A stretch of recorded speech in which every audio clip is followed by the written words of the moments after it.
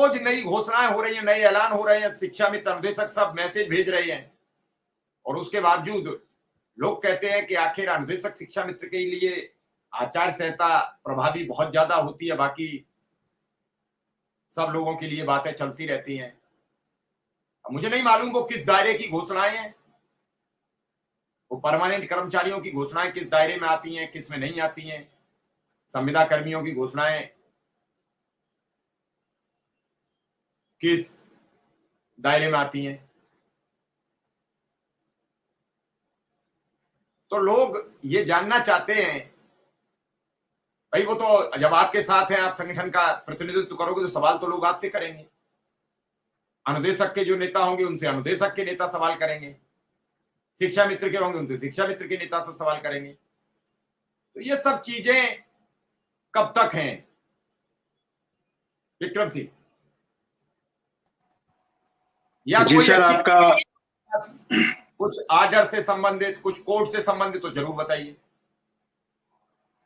जी sir, आपका बहुत बहुत आभार, और हमारे मित्र प्रकाश जी को भी सादर प्रणाम। सर, सरकार के पास, हमने कई बार इस बात को कहा है, सरकार के पास असीमित शक्तियां होती है और सरकार जब चाहे जो चाहे कर सकती है। अब आज किन परिस्थितियों में वो हम लोग को देखने को मिला, इसके बारे में हम बहुत कमेंट नहीं करेंगे, क्योंकि उत्तर प्रदेश के अनुदेश को हमने किताबों में पढ़ा है कि समुद्र के पास सबसे ज्यादा धैर्य होता है। लेकिन इस समय हम जो देख रहे हैं, जो समझ रहे हैं, उत्तर प्रदेश के अनुदेशकों के अंदर समुद्र से भी ज्यादा धैर्य है। और यदि अनुदेशक धैर्य नहीं रखेगा तो और क्या रखेगा?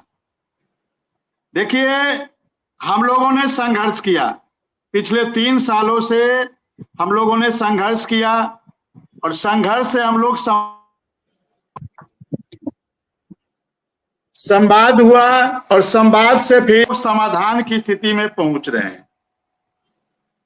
अब चूंकि माननीय मुख्यमंत्री जी को के निर्देश पर, उनके आदेश पर 8 अक्टूबर को हमारे बेसिक शिक्षा विभाग के मुखिया माननीय संदीप सिंह जी के द्वारा उनके अध्यक्षता में बैठक हुई।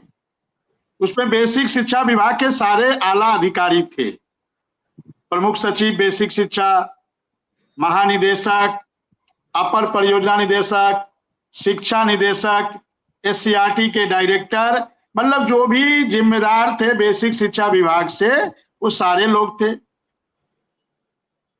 और सारी तैयारियां चल रही है, हो रही है।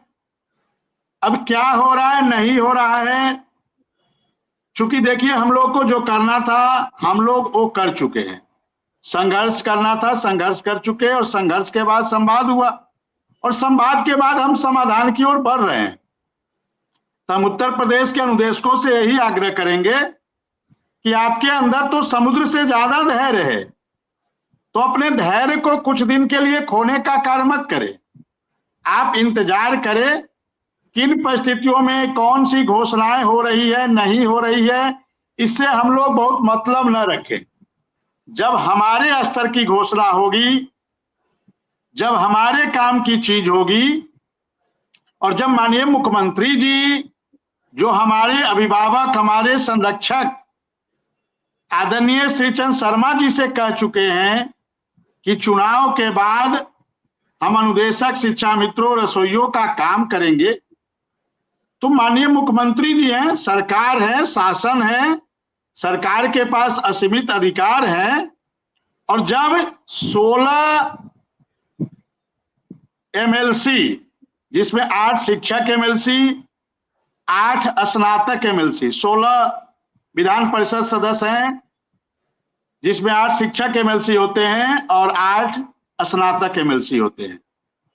तो जब ये 16 लोग आपके लिए प्रयास कर रहे हैं, ये 16 लोग आपकी बातों को पहुंचा रहे हैं, तो इन 16 लोगों की भी तो प्रतिष्ठा दांव पे लगी है।